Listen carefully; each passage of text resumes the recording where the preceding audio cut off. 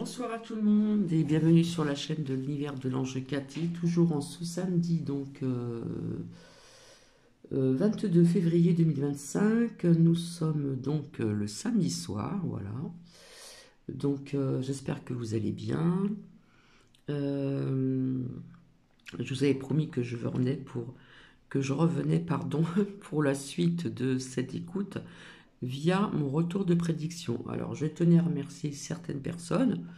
Voilà, et surtout aussi, alors je crois que ça se dit Danning, alors je ne connaissais pas ce surnom.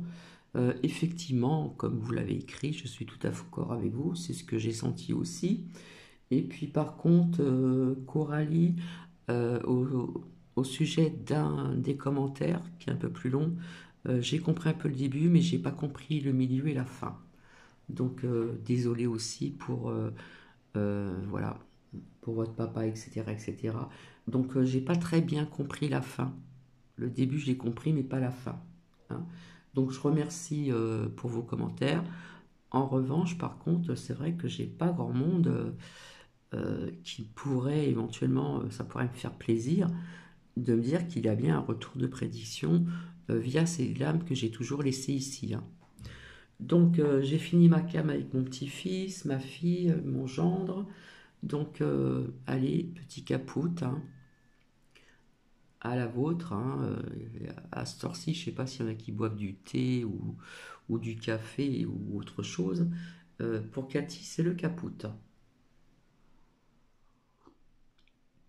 Alors peut-être que vous allez trouver euh, pour ce retour de prédiction que c'était un peu trop long, parce que quand c'est long, je sais qu'il y a des personnes qui n'ont pas toujours le temps de suivre jusqu'au bout. Mais ce qui a été dit et ce qui va suivre, parce que j'ai laissé sur pause, c'est très intéressant et ça a vraiment un lien avec ce que j'ai sorti. Vous pouvez éventuellement regarder en arrière. Hein. Euh, il me semble que, il me semble que j'ai pas eu le temps de regarder encore. Il me semble que je sais plus comment j'avais appelé ce titre et j'avais mis une église. Je sais plus. Franchement, j'ai même pas eu le temps de regarder. Hein. Et ce que j'ai omis de vous dire aussi, c'est que je voyais deux choses aussi avec cette lame-là, qui était sortie aussi vis-à-vis d'ici, c'est que sur cette lame, au niveau malheureusement des agressions, etc., euh, là il y a marqué ceci, mais ça peut être ado, etc. Hein, ça, j'avais dit que ça représentait deux sujets différents. Voilà. Ça parle bien du catholicisme, de la chrétienté, etc., de, des sacrifices, comment dire, physiques et c'est, vous comprenez ce que je veux dire, voilà. Je vais vous lire le dicton du soir pour changer un petit peu. Laissez-nous simplement vous envelopper de nos ailes. Ceci est une parole donc angélique. Voilà, j'espère que vous avez passé un très bon samedi. Pour ma part, ça a été. Je me suis reposé un petit peu cet après-midi. Et puis, ça fait toujours plaisir de voir ses proches, même ne serait-ce qu'à travers un écran, même si ça reste que virtuel. Voilà. Donc, c'est vrai que j'avais avant des personnes qui, si parfois je n'y pensais pas, si ça ne tiltait pas, pour des retours de prédiction, parce que j'aime bien les retours de prédiction, voilà, comme ça je donne des preuves aussi dans ce que je vois à travers les lames, et parfois comme je vous dis, je marque pas, je fonctionne pas toujours avec des mots ou des graphismes, mais bon, parfois c'est le graphisme, parfois ça va être un mot, ça va être un petit quelque chose que je vais voir dessus. C'est vrai qu'avant j'avais des personnes qui me disaient, et je faisais pas attention, tiens, vous avez dit ça, ça s'est réalisé, ça s'est passé. Voilà. Ça, je le vois pas du tout dans mes commentaires. C'est dommage, mais c'est comme ça. Merci à tout le monde. Voilà. En fin de compte, je trouve que j'ai eu plus de vues en ce qui concerne méfiez-vous de ces médecins, voilà, que retour de prédiction. Mais ce que certaines personnes ont écouté ce matin, en fin de matinée, et donc vous avez écouté la suite, ben moi je trouve que c'est quand même intéressant de savoir tout ceci, parce que Cathy n'était pas au courant que cela existait, je ne connaissais pas du tout ce, comment dire, ce lycée, ce collège, etc., son nom, je connaissais rien du tout de tout ça, j'étais même pas au courant. J'ai découvert à la suite du premier sinistre. Donc je finis mon cappuccino. Et comme ça, je pourrais revenir demain matin. Donc pour faire parler des messages, messages des anges, messages de... Je verrai bien. Je verrai si je fonctionne comme d'habitude ou je ferai deux choix pour certaines personnes. Choix à gauche ou à ma droite. Donc je vais vous faire écouter la suite. Voilà. VIOLS sur mineur de Betaram, etc. etc. D'accord. Donc c'est ce que j'ai vu ici. Hein. Voilà.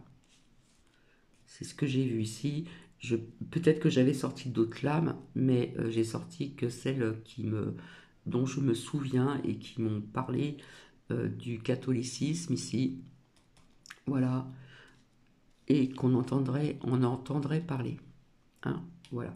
Donc je vous souhaite une bonne écoute. Je vais quand même finir ce partage de vidéos. Ça va être la seconde partie. Et puis je vous retrouve tout à l'heure. Donc je vous souhaite bonne écoute. Cuisant, qui lui restait entre la gorge. Et le dossier, il dit j'ai parlé de l'ambiance de l'établissement, mais même l'ambiance de l'établissement, c'est l'affaire, c'est le directeur qui est mis en cause pour des faits de viol. Et donc c'est toutes ces interventions-là que François Bayrou essaye aujourd'hui de gommer, et on se rend compte qu'il est piégé. François Bayrou est un politique madré. L'homme a une longue expérience et aussi un souvenir récent, cuisant, qui lui restait entre la gorge. Cette démission, à laquelle il n'avait pu échapper en juin 2017, contraint d'abandonner son poste de garde des Sceaux dans le premier gouvernement Édouard Philippe, un mois à peine après avoir été nommé, après l'ouverture d'une enquête dans l'affaire des assistants parlementaires européens du MoDem. Le principe de la réunion-conférence de Pau a été calé en deux temps. Mercredi 12 février, après la double séance à l'Assemblée nationale, le Premier ministre a eu un premier échange au téléphone avec Alain Esquer. C'est ainsi qu'est née l'idée d'une rencontre. Le dispositif est arrêté lors d'une seconde conversation par téléphone entre les deux hommes vendredi dernier et la presse alertée. Cette séquence incroyable de l'hôtel de ville de Pau mérite qu'on revienne dessus un instant. Pour entendre ou réentendre, c'est le moment sans doute le plus stupéfiant, le porte-parole du collectif des victimes Notre-Dame de Bétharane tenir ses propos devant l'hôte du jour. J'invite tous ceux qui n'ont pas encore saisi la justice à se manifester car un nombre colossal de victimes reste encore tapis dans l'ombre. De même, les services de l'État, et notamment ceux de l'Éducation nationale, ont parfois dysfonctionné alors que des alertes évidentes avaient été déclenchées par les enfants victimes. Le corps enseignant, témoin des violences quotidiennes et à quelques exceptions près, n'a pas réagi et a laissé faire ses comportements délictueux pendant plusieurs décennies. La congrégation des pères de Bétharame porte par son inaction et par réflexe de protection une responsabilité immense dans cette affaire. Voir et écouter dénoncer ainsi les services de l'État, notamment ceux de l'Éducation nationale qui ont parfois dysfonctionné alors que des alertes évidentes avaient été déclenchées par les enfants victimes, la mise en abîme est incroyable. Devant un Bayrou silencieux, le regard qui semble perdu, dont la présence fait de lui le soutien de ses paroles et ses protestations. Pourtant, c'est bien de lui, ministre de l'Éducation nationale en 1996, quand le couvercle de Bétharame s'en trouve pour la première fois, dont il est aussi question. Cette mise en scène, si on y réfléchit, est insensée. Bayrou vient en fait protester contre l'inertie et l'inaction, et peut-être plus, dont il est lui-même responsable sur le parvis de sa propre mairie. Éteindre l'incendie. À l'évidence, l'opération n'a pas convaincu et rien réglé. La mèche est allumée et le feu court toujours. Surtout que ça s'enchaîne derrière, et pas dans le bon sens. Dimanche soir, lendemain de ce moment improbable à Pau, c'est TF1 qui dépose une pierre de plus dans le jardin jonché d'embarras du Premier ministre. Cette fois, c'est un gendarme qui témoigne dans le magazine 7 à 8. Ce militaire était en charge de l'enquête sur le directeur de Bétarame, le père Sylvier Caricart, accusé de viol sur mineur. Le gendarme affirme donc que François Bayrou est intervenu en 1998 auprès du procureur général alors qu'il était député UDF des Pyrénées-Atlantiques dans le cadre de l'information judiciaire en cours sur les agissements du père Caricart, dont le dossier d'instruction a été piloté par le juge Mirande. Au tribunal, dans le couloir, M. Mirande m'attend. Dans le couloir. Il m'a dit, monsieur Autain, il y a un problème. La présentation va être retardée. Le procureur général demande à voir le dossier et M. Bayrou est intervenu auprès du procureur général qui demande à voir le dossier. Ce dimanche, toujours sur France Info, le député insoumis Paul Vanier demande pour la seconde fois la création d'une commission d'enquête parlementaire. Il y a un problème. Comment, pendant des décennies, des crimes aussi graves ont-ils pu intervenir dans un établissement qui est financé sur fonds publics, qui assume une mission au nom de l'éducation nationale? Comment pareils crimes aussi nombreux pendant une période aussi longue ont-ils pu se tenir sans qu'aucun service de l'État ne détecte un grave problème et n'agisse en amont? Voilà la question qui est posée. Voilà pourquoi j'ai demandé une commission d'enquête et je me réjouis que mercredi un vote aura lieu pour décider ou non de la création de cette commission. Ce même jour, décidément même le jour du Seigneur tout fout le camp, le patron du Parti socialiste met à son tour la pression sur Bayrou, évoquant, après les insoumis et les écologistes qui l'ont déjà réclamé, sa démission, à sa façon. Prudent, égal à lui-même, Olivier Faure considère que ce serait la seule issue si les soupçons qui pèsent toujours sur lui se confirmaient. S'il est avéré que le Premier ministre a participé à la loi du silence, oui, en conscience, il devra démissionner. Après ce dimanche pas vraiment de tout repos, le début de semaine est tout aussi énervé. Ce lundi 17 février, le coup dur vient de Pau, d'un avocat inscrit au barreau de la ville de Bayrou. Maître Blanco a été celui de l'élève qui en 1996 a été la première victime déclarée des violences à Bétarame. C'est la fameuse gifle qui avait déclenché l'inspection générale infructueuse dont François Bayrou revendique la paternité. Également élu d'opposition, Maître Blanco annonce saisir le parquet d'une plainte. Il demande que soit diligentée une enquête pénale pour entrave à la justice, évoquant le délit de recel de crime. La démarche que j'effectue auprès de monsieur le procureur général de la Cour d'appel de Pau consiste à obtenir l'ouverture d'une enquête pénale. À ce stade, une petite pause s'impose, ça sonne bien, pour un rappel. Il faut préciser que le parquet général avait requis et obtenu la remise en liberté du père Sylvier Caricart, que l'enquête criminelle n'avait donc pas abouti. François Bayrou le répète souvent aujourd'hui, et que l'homme s'était ensuite enfui à Rome avant de se suicider, après qu'une seconde victime de viol se soit manifestée. Le père Sylvier Caricart a mis fin à ses jours alors qu'il se trouvait à Rome. Son corps a été formellement identifié après avoir été repêché dans le Tibre. Ancien directeur de l'institution Notre-Dame de Bétarame, il avait été mis en examen pour viol sur mineur de moins de 15 ans et devait être entendu dans le cadre d'une deuxième plainte. Et selon Mediapart, malgré tout cela, la femme de François Bayrou, qui faisait le catéchisme à Bétarame, avait assisté à ses obsèques. Retour à la semaine en cours. C'est le mot que je cherchais dans cette affaire, le catéchisme, dans mon premier partage. Donc tout est lié au catholicisme et au christianisme. À l'Assemblée nationale, rebelote au Palais Bourbon pour les questions au gouvernement mardi. Le moment était attendu, on n'a pas été déçus. La polémique a pris une autre tournure. Poussé dans ses retranchements, François Bayrou est passé à l'offensive, pointant à son tour un doigt accusateur vers les ex-ministres socialistes de la Justice Elisabeth Guigou et de l'Enseignement Ségolène Royal. Si je ne savais pas, d'autres savaient, parce que j'affirme devant vous que le procureur général, lui, a tenu à informer la chancellerie sur ces affaires à 4 reprises dans l'année 1998. Quel était le gouvernement à cette époque ? C'est le gouvernement socialiste de 97 à 2002. Les deux ex du gouvernement Jospin ont vertement répondu, Ségolène Royal annonçant le dépôt d'une plainte pour dénonciation calomnieuse. Ayant échoué à éteindre la tempête, l'homme de Matignon a engagé un bras de fer, accusation contre accusation, une foire d'empoigne. Si ces mensonges l'ont placé dans une situation inconfortable, le Béarnais s'accroche et n'en démord pas. Il ne savait pas ce qui se passait derrière les murs de l'établissement où ses enfants étaient scolarisés. Il n'a rien caché, rien enterré. Sa parole est d'or. Mais le fait de mêler d'autres personnalités à cette tempête ne lui garantit pas de se sortir d'une crise qu'il a alimentée, trop sûr de son sens de l'improvisation. Car contrairement à lui, Guigou et Royal ne sont pas aux affaires aujourd'hui, pas à la tête du gouvernement. C'est une différence de taille. En réalité, cette réplique trahit sa fébrilité. Après son rendez-vous à la mairie de Pau, il a sans doute pensé qu'il allait pouvoir passer à autre chose, mais François Bayrou a compris désormais qu'il ne pouvait pas se départir des questionnements sur sa responsabilité. Et donc il fait comme un réflexe classique dans ce genre d'affaires, on crée une affaire dans l'affaire et on essaye finalement de salir le camp politique d'en face en disant que ils sont également impliqués là-dedans, mais ça n'enlève rien à sa responsabilité à lui.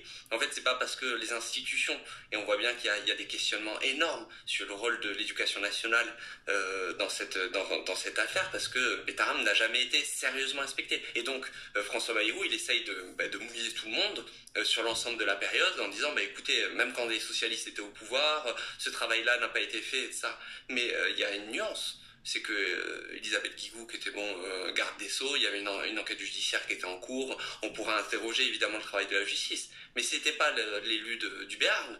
Elle n'avait pas son épouse ou son conjoint qui était à Bétharame, elle n'avait pas ses enfants qui étaient sur place, elle n'était pas proche de l'avocat de Bétharame, elle n'était pas proche d'un certain nombre d'administrateurs de cet établissement, et à l'époque elle n'avait jamais pris des prises de position favorables à l'institution. Déjà compliqué, surtout que la Commission des affaires culturelles et de l'éducation à l'Assemblée nationale a voté à l'unanimité pour la création d'une commission d'enquête ce mardi. Une première étape, la position du Premier ministre sur une corde raide risque de se tendre un peu plus avec de nouvelles révélations qui se surajoutent à tout ce qui s'est passé ces 2 dernières semaines. Blast, en enquêtant, a remonté une seconde affaire. Elle est similaire sur bien des aspects et ce qu'elle dévoile est troublant. C'est encore son passé à l'Éducation nationale qui rattrape François Bayrou. Alors qu'il était en charge, le ministre a enterré un autre scandale de sévices infligés à des mineurs, à de très jeunes enfants. Cette fois, ce n'est pas d'une claque dont il s'agit, et celle de Bétharame avait entraîné un lourd handicap pour la victime de 1996, dont le tympan a explosé. Dans ce second dossier, ce qui est en cause et incontestable, ce sont des viols répétés sur des mômes, un frère et une sœur. Ils se sont produits à Bergerac, en Dordogne. Ces sévices et agressions sexuelles imposées aux enfants par un enseignant ont duré des années. André Garric, professeur de mathématiques, ancien collègue de leur père, les sodomisaient depuis leur âge de 7 ans. Comme à Bétharame, on n'a pas voulu écouter. Le collège Henri IV est une institution à Bergerac et le professeur Garric en était une figure respectée, un notable. En 1992, quand le père des enfants dénonce les faits, il se heurte à un mur. D'indifférence, d'incrédulité, de bien-pensance. Sa famille est moquée, stigmatisée, abandonnée. Pour seule sanction, on propose de muter le violeur. Puis l'administration s'en prend au père de famille, lui-même fonctionnaire de l'Éducation nationale, qui refuse de laisser ainsi enterrer l'affaire. Principal de collège dans un autre établissement, on lui refuse une promotion. Puis on lui impose une mutation. On l'a aussi invité à se mettre en congé, en disponibilité, et sa notation, excellente jusqu'alors, s'est dégradée. Ce qu'a vécu cette famille face à ce déni généralisé et à la loi du silence a été terrible. Une des 2 victimes de Bergerac avait accepté de s'exprimer à une reprise dans la presse. Au journaliste lui demandant s'il éprouvait de la haine pour l'homme qu'il avait violé pendant toutes ces années, lui et sa sœur, l'ado, âgé de 15 ans, avait répondu qu'il en voulait surtout à ceux qui le défendaient. Ceux-là ne sont pas des malades, ceux-là voudraient bien nous voir partir de la ville comme des coupables. Ils nous reprochent d'avoir foutu le bordel, d'avoir mis un brave homme en prison. Pourtant, ce n'est pas lui la victime. C'est ma sœur, c'est moi, non ? Par ses paroles, ce gamin mettait le doigt sur une réalité au cœur de l'affaire de Bétharame. Dans ces histoires de pédophilie, de mômes agressés, de personnes en position de faiblesse dont on abuse, au-delà du viol et du violeur, c'est la responsabilité d'une société entière dont il est question. Tous ceux qui n'ont pas voulu voir, mais aussi ceux qui étaient en position d'agir, qui ne l'ont pas fait, alors qu'ils en avaient la possibilité, les moyens et le devoir, enterrant la vérité et ses souffrances. Cette responsabilité est inscrite dans le marbre de la loi. L'indifférence ou pire la complicité morale est une infraction punie par la loi. Elle oblige tout citoyen lambda à informer la justice et la police quand on s'en prend à des mineurs et des enfants. François Bayrou lui-même l'a d'ailleurs rappelé à Pau. Et puis, on va rappeler qu'il est obligatoire de signaler immédiatement tous les soupçons d'abus sexuels ou de violences physiques, sous peine de sanction. Plus largement, cette obligation de mobilisation est censée aller de soi pour ceux qui servent la chose publique, qu'ils soient directeurs d'administration, fonctionnaires et hauts fonctionnaires, élus et ministres, tenus de signaler à la justice un fait délictueux. C'est le fameux article 40. Ce qu'il impose n'est pas à discrétion, c'est une obligation. Cette obligation, si elle n'est pas mise en œuvre, engage la responsabilité devant la justice de celui qui ne fait rien, qui n'a rien fait, alors qu'il avait des informations, alors qu'il savait. Elle est sanctionnée. Quand on met les deux affaires de Bétharram et Bergerac en parallèle, l'effet est saisissant. Elles se répondent, c'est clair, comme un miroir révélateur. Le scandale de Bergerac est l'exact décalque de Bétharram. Pour François Bayrou, la résonance avec les questions posées par la polémique actuelle est terrible. Dans l'affaire de Bétharram, le chef du gouvernement de coalition dit avoir été au courant seulement d'une gifle. Dans celle de Bergerac, il était informé des viols répétés sur ces jeunes enfants qui ont vécu un calvaire. Le garçon qui s'était exprimé dans la presse lui a écrit pour parler de son histoire, tous les blocages rencontrés et des mesures de rétorsion que l'administration et le rectorat ont fait peser sur son père dans sa vie professionnelle. Dans l'affaire de Bétharram, l'inspection générale déclenchée après la gifle de 1996 a conclu un fait isolé. Comme ça a été publié hier, vous le savez, quand j'ai appris en 1996, alors que j'étais ministre de l'Éducation nationale, la première plainte pour une claque, j'ai fait organiser une inspection générale de l'établissement dont je n'avais aucune trace. Je savais bien que je l'avais souhaité, mais je n'avais aucune trace. Et cette inspection a donné lieu à un rapport que vous avez lu hier et qui était un rapport au bout du compte rassurant.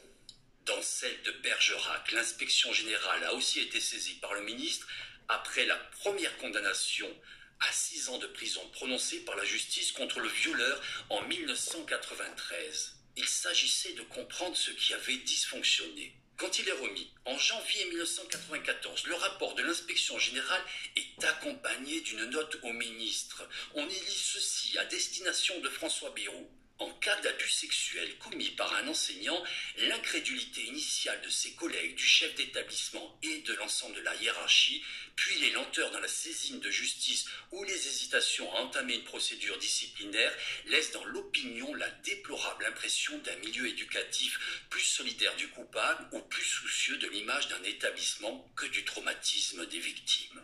Pour changer la donne, les auteurs du rapport invitent le ministre à prendre une circulaire pour mettre fin aux affaires étouffées à l'avenir, avec ces mots. L'institution sortira grandie de l'épreuve, sachant sanctionner ceux qui la flétrissent au lieu de la servir et apporter aux victimes un soutien moral indispensable. Cette invitation est restée sans effet. La lettre circulaire n'a pas été envoyée aux fonctionnaires de l'Éducation nationale.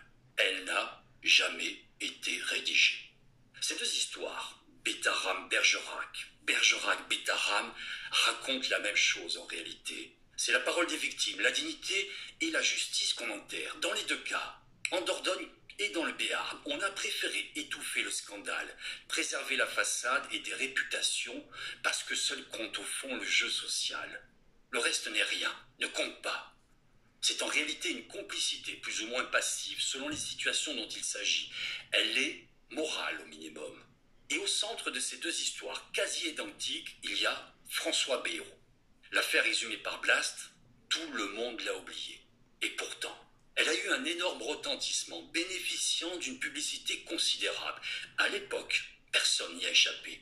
Élus, ministres, fonctionnaires, avocats, magistrats, enseignants, journalistes, tout ce que le pays compte de personnes informées.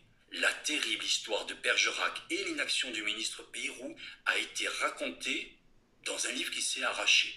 Son titre ? L'Omerta française. Sorti en 1999, ce best-seller signé par la journaliste vedette du Point, Sophie Coignard, et Alexandre Wickman, a fait l'objet de citations et de reprises dans toute la presse, journaux, radio, télé. L'Omerta française s'est écoulé à des dizaines de milliers d'exemplaires et même au-delà. Dans ces pages, les auteurs citent des paroles attribuées à François Bayrou et cet échange entre le ministre de l'Éducation nationale et un de ses conseillers. Celui-ci insiste pour alerter son patron.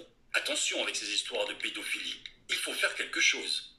En retour, le ministre a cette réponse glaçante, surtout quand on la découvre 25 ans plus tard à la lumière des développements de l'actualité. Je ne vois vraiment pas l'intérêt de salir l'éducation nationale. Et puis tu imagines la réaction des syndicats? Non, je t'assure, il y a des moments où il faut savoir se taire.